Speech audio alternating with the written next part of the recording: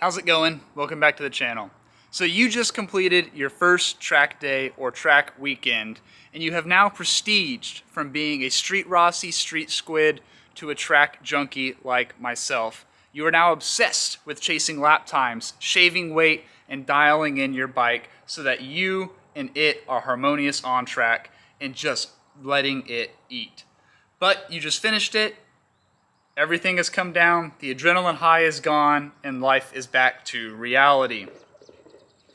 Now, what's next?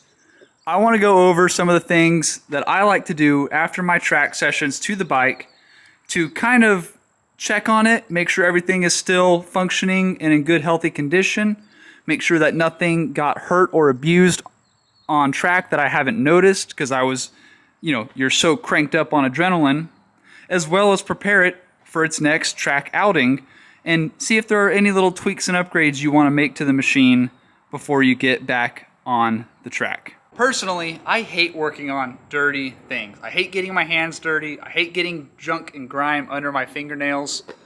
So the first thing I do is give the bike a nice quick bath. And generally after a track weekend, when it's not super dirty, like I didn't ride it in the rain and get mud all over it, I just get a nice clean microfiber, some quick detail spray, and just give the whole bike a quick wipe down. Clean the wheels, clean the paint, clean the plastics. We're going to get to the chain in a second, but just the surface grime. After cleaning off all the surface dirt and grit and grime and rubber, now it's time to address the deeper cleaning, and I'm talking about your chain. On track, you're going to use your chain and use your sprockets harder than you ever have on the street. And they are going to be dirty and really in need of some care and love. You want to keep your chain as clean as possible for lots of reasons. It's going to help it last a lot longer. It's going to keep the O-rings nice and lubricated. It's going to give you less parasitic loss, meaning more of those horsepowers being sent from the engine to your wheel. And it's also going to make the bike a little quieter and smoother to drive. I personally like the Motul Chain Clean.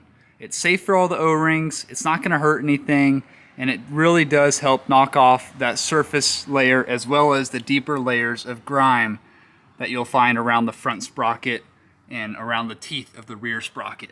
So first we're going to take our Motul Clean Chain spray and give it a liberal coating of the chain on the inside while spinning the rear tire with the bike in neutral. We're going to let that sit for a few minutes and then start getting to town with the scrub brush and get all that dirt and grime knocked off. Your chain should look absolutely brand new by the time you're done cleaning it. If you still have grime on it, you need to keep cleaning. Currently I'm using this Maxima Racing Oil Chain Wax Chain Lube. It's really clean and transparent when it goes on, so you don't have all that white muck, and it's super easy to wipe off the wheel if any splashes on there when you take it for your first spin. When you use your chain lube, you want to apply a liberal amount to the inside of the chain while rotating the wheel in its travel of direction. This is going to thoroughly and completely lubricate the chain, all of its O-rings, and any point of contact it makes. Before you take it for a spin, you're going to want to let this sit for about 15 minutes so that it can solidify a little bit and get everywhere it needs to be. I always wipe off some of the drips that you'll see on your rear sprocket. With the chain super cleaned up and ready to fly, we're going to check our chain tension and see if there's any adjustments that we need to make before we ride the bike again. So first thing we're going to do is rotate the rear wheel until we find the point where the chain is the loosest from your point of measurement. On this Ducati, they want us to measure from the swing arm lowest point to the middle rivet on the chain, about in this location. So I just set up a tape measure under the bike, and I'm just going to roll the rear wheel over until I find the lowest droop in the chain in relation to my tape measure. Alright, from what I can tell, that's about the lowest point. My chain only has about an 1/8 inch of run out, or droop, you could call it, I guess, as I spin it around. So I'm comfortable with it right there. Now, because it's a Ducati, they want us to just lightly press the chain down, release, and then we're going to measure our slack.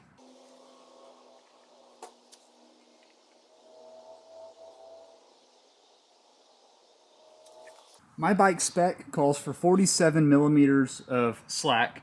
Currently I've got 50 millimeters. So I'm going to tighten this up and get it back into spec. Now, because I ride a Ducati and this is the master race, all I have to do is loosen these two rear swing arm pinch bolts, and I have a big spanner to rotate the rear carrier hub in the swing arm to tension the chain for me.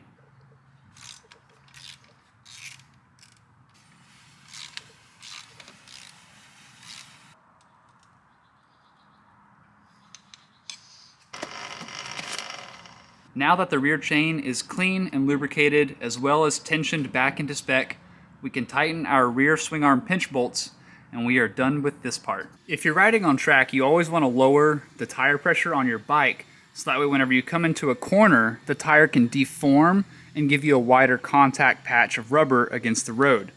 That's great for track riding, however on the street, we want to put a little bit more pressure in it to help with street wear. This bike spends about 50% of its life on the street.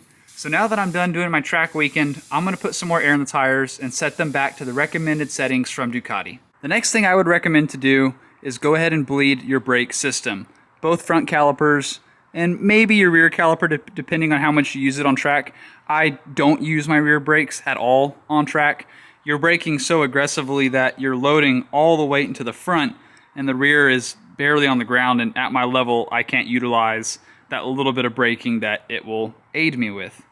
But your front brakes are going to be taxed very heavily. They're going to get very hot. The brake fluid's going to get very hot. And if it releases any gases due to the extreme temperature, you need to bleed those out of the system. Now again, brand new Brembo master cylinder on the Ducati, it self-bleeds. So I'm not going to worry about it, as well as my clutch also is a self-bleeding master cylinder clutch. Pretty trick. You do get something when you pay a little bit extra and get something like a Ducati. So I'm not going to worry about it. I'm going to run this brake fluid for the rest of this season, and then during the winter I'll do a full fluid flush of the brakes and clutch system. The bike also has a quick shifter, so I don't use the clutch on track apart from leaving pit lane, and then I am just quick shifting the whole time I'm on track. So next we want to do a quick function check. Make sure that the front rotors aren't hanging at all. Make sure there's no issues. Should be able to spin the wheel and immediately hit the brakes and have a nice stop. My pads still have a ton of life left. I can just see straight into there and see how much thickness material there still is on the pad. Luckily you can just look at it and tell. But that's going to be a big thing you're going to want to check after your track sessions. And other than that, we are pretty much done. I leave my bike in the same track suspension settings that we've dialed in with the local track guy who comes to all of our events. So I'm not going to change it back to anything on the street. It's not totally worth it for me. It's already a super sporty riding position, so I'm not really going after maximum comfort here.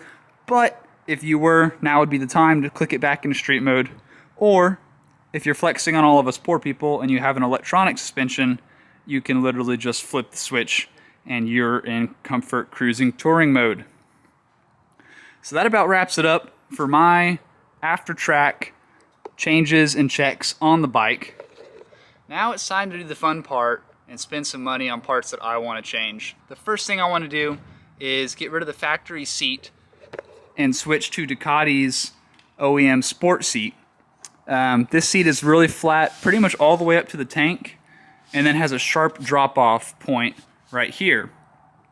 Whereas the sport seat has a much finer point in the middle and then is a lot more peaky, I guess, instead of this big flat plateau up front to help me transition side to side.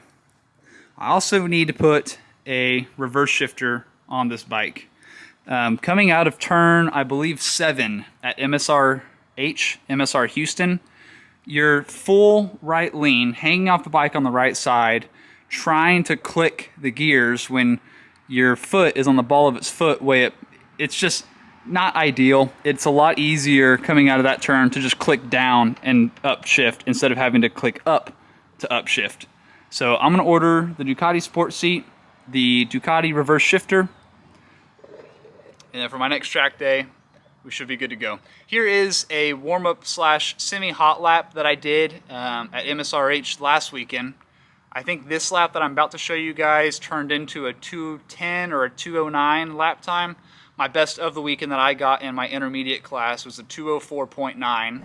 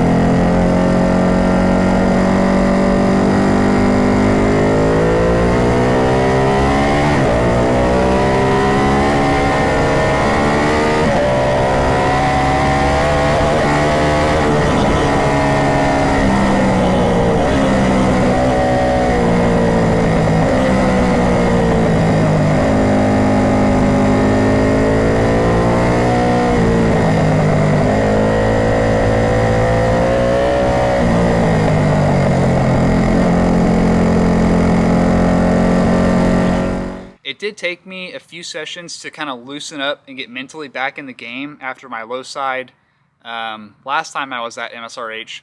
And even on the last session, I could still tell that my left turns, which is what I low sided on, was a left turn, I just wasn't fully committing and I wasn't fully there like I was previously. So hopefully next session going out with the sport seat, the reverse shifter, a little bit more seat time on the bike with the clip-ons, get me to loosen up a little bit better, we can maybe break the 2-minute barrier and get into the 1:59s on this V2 Ducati Street Fighter. Thank y'all for watching. I'll see y'all next time.